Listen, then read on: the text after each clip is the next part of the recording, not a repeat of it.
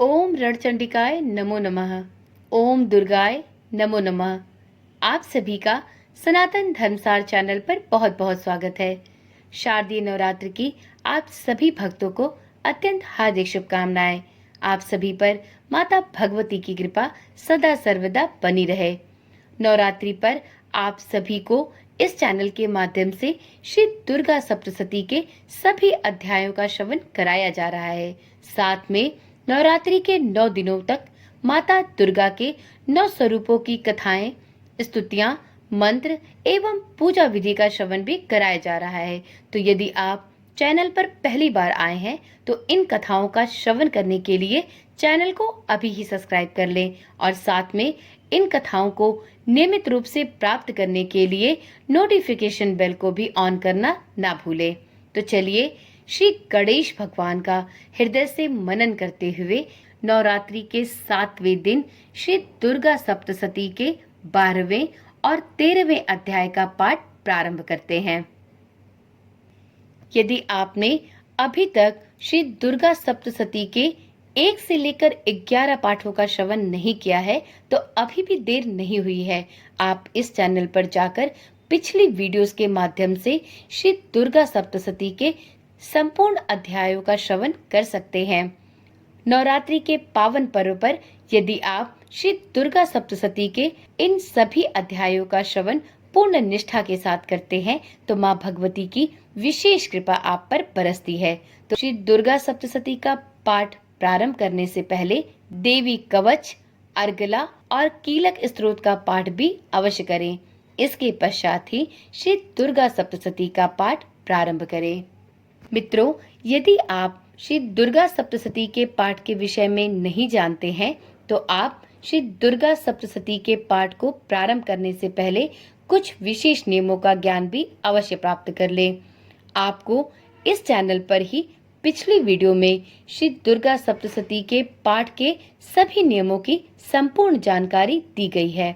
आप चाहें तो इस वीडियो को भी देख सकते हैं।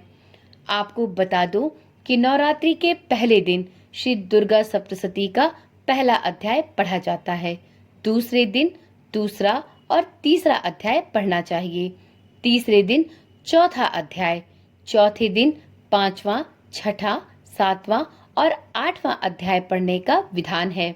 5वें दिन 9वां और 10वां अध्याय साधक को अवश्य पढ़ना चाहिए।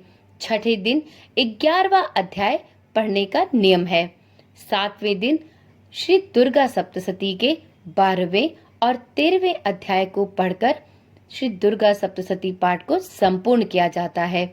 7वें दिन श्री दुर्गा सप्तशती के 13वें अध्याय को पूर्ण करने के बाद श्री देवी सूक्तम, क्षमा प्रार्थना और श्री सिद्ध कुंजिका स्तोत्र का पाठ भी अवश्य करना चाहिए।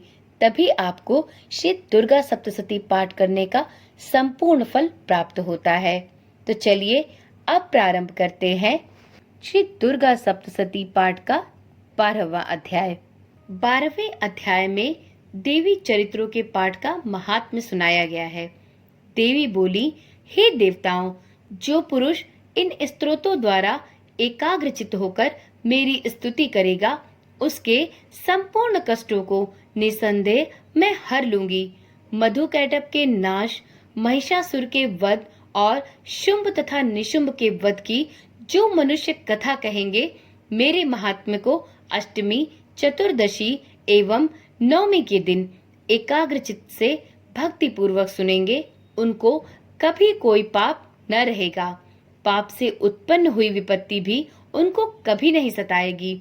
उनके घर में न कभी दरिद्रता होगी, ना ही उनको कभी प्रियजनों का विछोह सहन करना होगा।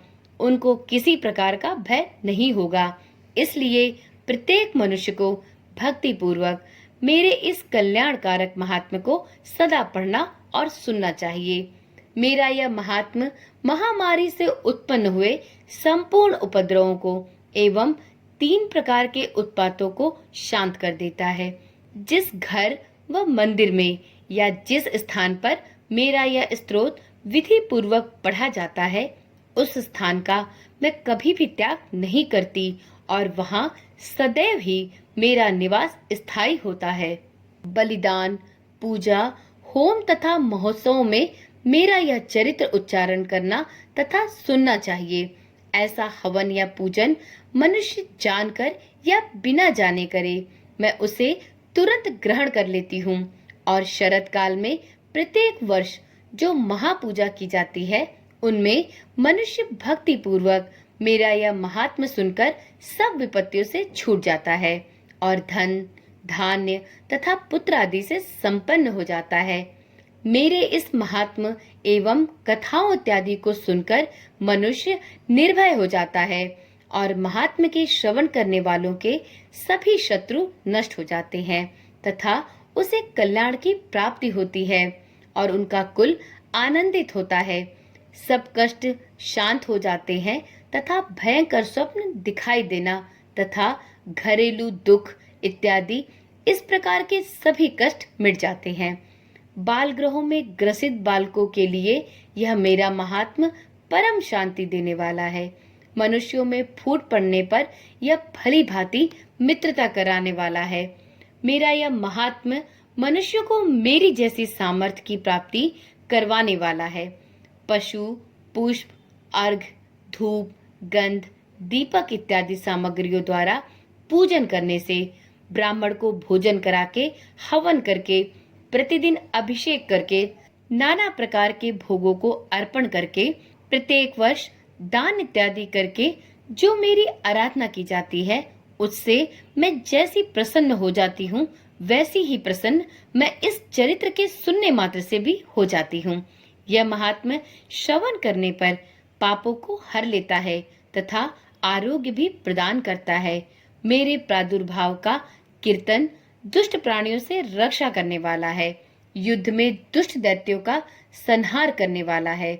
इसके सुनने से मनुष्य को शत्रुओं का भय कदापि नहीं रहता। हे देवताओं, तुमने जो मेरी स्तुति की है अथवा ब्रह्मा जी ने जो मेरी स्तुति की है, वह सभी मनुष्यों को कल्याणमय बुद्धि प्रदान करने वाली है। वन में सूने मार्ग में अथवा दावानल से घिरे जाने पर, वन में चोरों से घिरा हुआ या शत्रुओं द्वारा पकड़ा हुआ, जंगल में सिंहों से, व्याघ्रों से या जंगली हाथियों द्वारा पीछा किया हुआ, राजा के क्रुद्ध हो जाने पर, मारे जाने के भय से, समुद्र में नाव के डगमगाने पर, भयंकर युद्ध में फंसा होने पर, किसी भी प्रकार की पीड़ा से पीड़ित, घोर बाधाओं से दुखी हुआ मनुष्य यदि मेरे इस चरित्र को स्मरण करे तो उसे सभी संकटों से मुक्ति प्राप्त होगी। मेरे प्रभाव से सिंह, चोर या शत्रु इत्यादि दूर भाग जाते हैं और कभी पलटकर पास नहीं आते। महर्षि ने कहा, प्रचंड पराक्रम वाली भगवती चंडिका यो कहने के पश्चात सब देवताओं के देखते ही देखते अंतर ध्यान हो गई और संपूर्ण देवता अपने शत्रुओं के मारे जाने पर पहले की ही भांति यज्ञ भाग का उपभोग करने लगे और उनको अपने अधिकार फिर से प्राप्त हो गए तथा युद्ध में देवताओं के शत्रुओं शुंभ व निशुंभ के देवी के हाथों मारे जाने पर बाकी बचे हुए राक्षस पाताल लोक को वापस चले गए। हे राजन, इस प्रकार भगवती अंबिका नित्य होती हुई भी बार बार प्रकट होकर इस जगत का पालन करती हैं, इसको मोहित करती हैं, जन्म देती हैं और प्रार्थना करने पर समृद्धि भी प्रदान करती हैं। हे राजन, भगवती ही महाप्रलय के समान महामारी का रूप धारण करती हैं और वही संपूर्ण ब्रह्मांड में व्याप्त हैं और वही भगवती समय समय पर महाकाली तथा महामारी का रूप बनाती हैं और स्वयं अजन्मा होती हुई भी सृष्टि के रूप में प्रकट होती हैं। वह सनातनी देवी प्राणियों का पालन करती हैं और वही मनुष्य के अभ्युदय के समय घर में लक्ष्मी का रूप बनाकर स्थित हो जाती हैं तथा अभाव के समय दरिद्रता बनकर विनाश का कारण भी बनती हैं। पुष्प, धूप और गंध आदि से पूजन करके यदि उनकी स्तुति की जाए तो वह धन एवं पुत्र भी प्रदान करती हैं और धर्म में शुभ बुद्धि भी प्रदान करती हैं। इस प्रकार श्री दुर्गा सप्तशती पाठ का 12वां अध्याय संपूर्ण हुआ। तो एक बार प्रेम से बोलिए, माता भगवती की जय हो। माता महाकाली की जय हो, माता ब्रह्माणी की जय हो। अब सुनते हैं श्री दुर्गा सप्तशती का 13वां और अंतिम अध्याय। 13वें अध्याय में राजा सुरत और वैश्य को देवी के वरदान का वर्णन है। महर्षि मेधा ने कहा, हे राजन, इस प्रकार देवी के उत्तम महात्मा का वर्णन मैंने आपको सुनाया। जगत को धारण करने वाली इस देवी का ऐसा ही प्रभाव है। वही देवी ज्ञान को देने वाली है और भगवान विष्णु की इस माया के प्रभाव से आप और यह वैश्य तथा अन्य विवेकी जन मोहित होते हैं और भविष्य में मोहित होते रहेंगे। हे राजन, आप इसी परमेश्वरी की शरण में जाएं। यही भगवती आराधना करने पर मनुष्य को भोग, स्वर्ग तथा मोक्ष प्रदान करती हैं। मार्कंडे जी ने कहा, महर्षि मेधा की यह बात सुनकर राजा सुरत ने उन उग्र व्रत वाले ऋषि को प्रणाम किया और राज्य के छिन जाने के कारण उनके मन में अत्यंत ग्लानि हुई और वह राजा तथा वैश्य तपस्या के लिए वन को चले गए और नदी के तट पर आसन लगाकर भगवती के दर्शन के लिए तपस्या करने लगे। दोनों ने नदी के तट पर देवी की मूर्ति बनाई और पुष्प, धूप, दीप तथा हवन द्वारा उनका पूजन प्रारंभ कर दिया। पहले उन्होंने आहार को कम कर दिया, फिर बिल्कुल निराहार रहकर भगवती में मन लगाकर एकाग्रता पूर्वक उनकी आराधना करने लगे। वह दोनों अपने शरीर के रक्त से देवी को बलि देते हुए 3 वर्षों तक लगातार भगवती की आराधना करते रहे। 3 वर्षों के पश्चात जगत का पालन करने वाली चंडिका देवी ने उनको प्रत्यक्ष दर्शन देकर कहा, हे राजन तथा अपने कुल को प्रसन्न करने वाले हे वैश्य, तुम जिस वर की इच्छा रखते हो वह मुझसे मांगो। वह वर मैं तुमको अवश्य दूंगी, क्योंकि मैं तुम दोनों पर अत्यंत प्रसन्न हूँ। मार्कंडे जी कहते हैं, यह सुनकर राजा ने अगले जन्म में कभी नष्ट न होने वाला अखंड राज्य और इस जन्म में बलपूर्वक अपने शत्रु को नष्ट करने के पश्चात अपना राज्य पुनः प्राप्त करने के लिए माता भगवती से वरदान मांगा। और वहीं वैश्य ने भी, जिसका चित्त संसार की ओर से अब विरक्त हो चुका था, भगवती से अपनी ममता तथा अहंकार रूप आसक्ति को नष्ट कर देने वाले ज्ञान को देने के लिए याचना की। देवी ने कहा, हे राजन, तुम शीघ्र ही अपने शत्रुओं को मारकर पुनः अपना राज्य स्थापित कर लोगे। तुम्हारा राज्य स्थिर रहने वाला होगा। फिर मृत्यु के पश्चात आप सूर्य देव के अंश से जन्म लेकर सांवर्णिक मनु के नाम से इस पृथ्वी पर ख्याति प्राप्त करोगे। हे वैश्य, कुल में श्रेष्ठ, आपने जो मुझसे वर मांगा है वह मैं आपको प्रदान करती हूँ।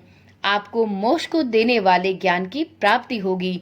मार्कंडे जी कहते हैं, इस प्रकार उन दोनों को मनोवांछित वर प्रदान कर तथा उनसे अपनी स्तुति सुनकर माँ भगवती अंतर ध्यान हो गईं और इस प्रकार क्षत्रियों में श्रेष्ठ वह राजा सुरत भगवान सूर्य देव से जन्म लेकर इस पृथ्वी पर सांवर्णिक मनु के नाम से विख्यात हुए।